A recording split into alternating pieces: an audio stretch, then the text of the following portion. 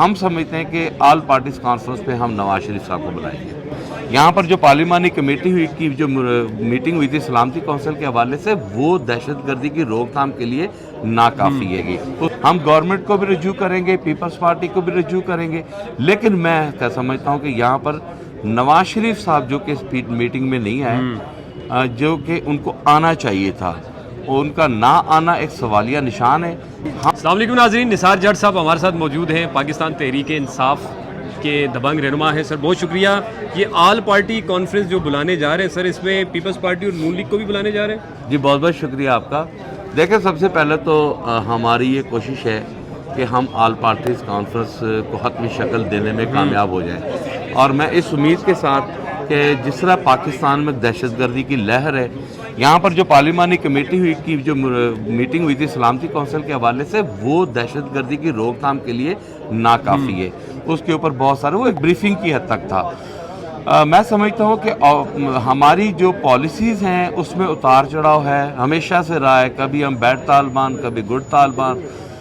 میں کسی کو تنقید کیے بغیر میں سمجھتا ہوں کہ دہشت گردی کی لعنت کے لیے آل پارٹیز میں بیٹھ کر ایک مثبت پالیسی، آپ کی خارجہ پالیسی، آپ کی انٹرنل پالیسی، اس کو واضح ہونا چاہیے. اور اپوزیشن، گورنمنٹ کا کام تھا، گورنمنٹ کرنے میں ناکام گئی ہے، اپوزیشن کرے گی.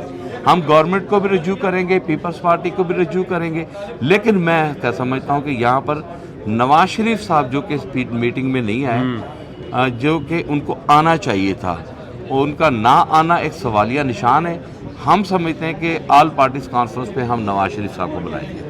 اچھا، جی ہاں، میری تجویز یہ ہے. آپ کی تجویز یہ. اور یہ خواجہ آصف صاحب اور بیرسٹر گوہر کی جو کل یہ پارلیمنٹ کی راہداریوں میں ایک مصافحہ ہوا ہے، چلتے چلتے ایک گفتگو ہوئی ہے، اس کو کس طرح دیکھ رہے ہیں؟ دیکھیں، میری بات سنیں، یہ ہم سارے پارلیمنٹیرینز ہیں، ہمیں سمجھنا چاہیے کہ ہم ایک دوسرے کا احترام کرتے ہیں، کرسی میں ایک دوسرے کی بات چیت سنتے ہیں، کر لیتے ہیں، ہاتھ ملا لیتے ہیں. تو یہ کوئی نئی بات نہیں ہے، یہ ہوتا رہا ہے. بیسیکلی آپ کی لیجسلیشن، آپ کی قانون سازی اور فلور آف دا ہاؤس پہ آپ کیا رویہ رکھتے ہیں، وہ میٹر کرتا ہے. تو میرا خیال ہے کہ یہ راہ چلتے چلتے وہ دوست ہوتا نہیں ہر ہاتھ ملانے والا، وہ تم تخلص کو بھی وہ ناصر قلب اور ہاتھ ملانے والا دوست نہیں ہوتا. دوست اس طرح کا کوئی شعر ہے، وہ چلے مجھے یاد نہیں ہے، وہ آپ اس کو کر لیں.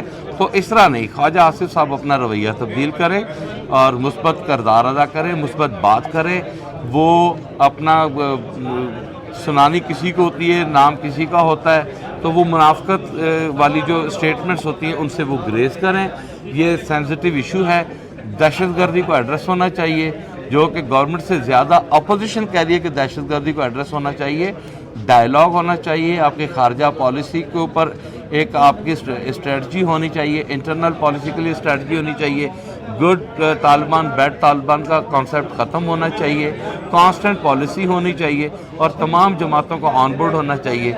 جو گورنمنٹ کا کام تھا وہ فیل نظر آ رہی ہے، یہ اپوزیشن کرے گی، اور اس امید کے ساتھ کہ تمام جماعتیں اس میں آئیں گی اور اپنا کردار ادا کریں گی. نثار صاحب یہ بتائیں کہ سیاست دانوں کی آپس کی لڑائیوں اور تلخیوں کی وجہ سے عوام کے درمیان میں بھی ایک خلیج پیدا ہو گئی ہے. اس وقت آپ دیکھ لیں، یہ جس طرح کے وہ نعرے ہم اکثر سوشل میڈیا کے اوپر سنتے ہیں، پٹواری، جیالے، یوٹھیے، اس طرح کے، سر یہ جو ایک تفرقہ پیدا ہوا ہے، یہ جو گیپ پیدا ہوا ہے عوام کے درمیان میں، اور پھر جس طریقے سے کل ملاقات ہوئی، پھر شیر افضل مروت صاحب اور نعیم حیدر پنجوتا کی آپس میں انہوں نے جو صلح کروائی ہے اختیار ولی صاحب کے ساتھ.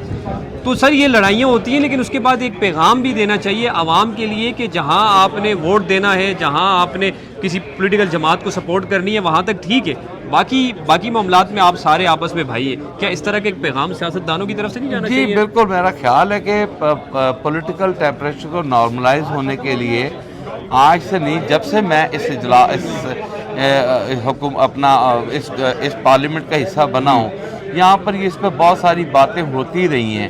لیکن میں آپ کو بات بتاؤں، سوشل میڈیا جو ہے نا، یہ آزاد ایک ہر کسی کے ہاتھ میں اپنی اپنی رائے ہے.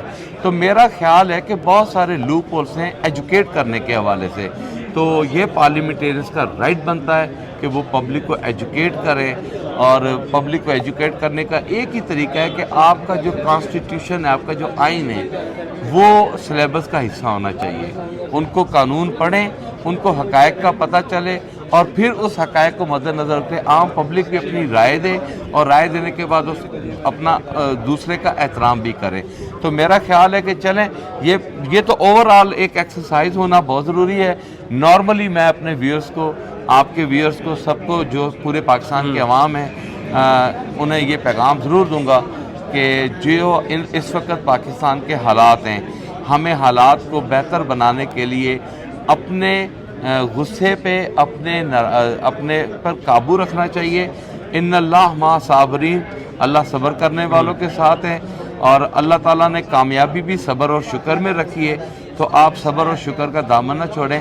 انشاءاللہ تعالیٰ کامیابی پاکستان کی دہلیز پر جو ہے ان کے قدم چومے گی انشاءاللہ تعالیٰ. سر یہ آج اس جو سیشن تھا اس کا آج آخری اجلاس تھا، اب تو عید کے بعد ہی آپ کے ساتھ یہاں پر پارلیمنٹ میں ملاقات ہوگی. تو یہ 8-10 دن ہیں عید کے حوالے سے، کوئی ہمارے ناظرین کو جو دیکھتے ہیں، جو ہمیں دیکھتے ہیں، آپ کو دیکھتے ہیں، ان کے لیے کوئی پیغام وغیرہ بھی دے جی دیں؟ بالکل، عید کا ایک انمول تحفہ اللہ رب العزت نے ہم سب کے لیے رکھا ہے، خوشیوں کا ہے اور مل بیٹھ کر محبت بانٹنے کا ہے. اور میں سمجھتا ہوں کہ نفلی عبادت، فرضی عبادت اور اس کے ساتھ ساتھ حسن اخلاق جو ہے اس کی بڑی ایک اہمیت ہے. تو میں سمجھتا ہوں کہ ہم سب کو چاہیے کہ عید والے دن جو ہے ہم بڑے دل کا مظاہرہ کریں، ہم ایک دوسرے کے گلے ملیں، ایک دوسرے کی عزت اور احترام کا جو ہے خیال رکھیں، عید نماز پڑھیں، چاند رات کو نفلی عبادت کر کے اللہ تعالیٰ سے انعامات طلب کریں، اور یہ خوشی کا تہوار جو ہے وہ ہم سب مل کر سیلیبریٹ کریں اور پوری دنیا کو ایک پیغام بھیجیں کہ پاکستان ہر طریقے سے ایک پرعزم اور ایک پلیٹ فارم پر ہے. پاکستان کی طرف جو بھی میلی آنکھ سے دیکھے گا انشاءاللہ تعالیٰ وہ منہ توڑ جواب لے گا. پاکستان کی طرف جو بھی میلی آنکھ سے دیکھے گا اس کو منہ توڑ جواب دیا جائے گا. آج کے حوالے سے فیڈ بیک ضرور دیجیے گا. خدا حافظ.